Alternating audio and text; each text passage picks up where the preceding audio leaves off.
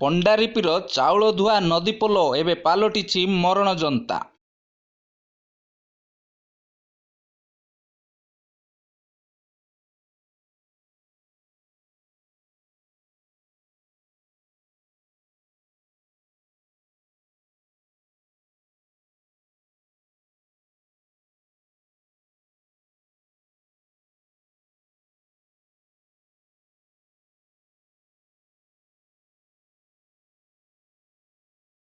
କେତେବେଳେ କିଛି ବି ଅଘଟଣ ଘଟିପାରେ।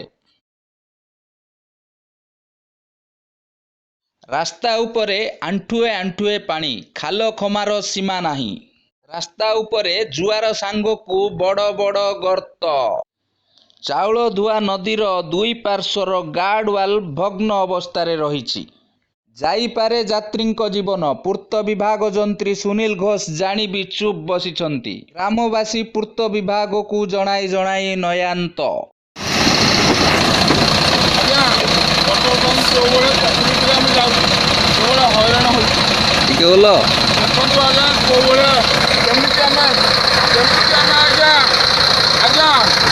आम गाड़ी चलाऊँ कमी आज्ञा हईराण हो देखु कौ भाया खाल भितर कमी आम जाऊँ आज्ञा आम रोड टैक्स दौचु ना आम मालिक दौचु ना आपटा बुझु आपटा मीडिया छाड़ू आज्ञा।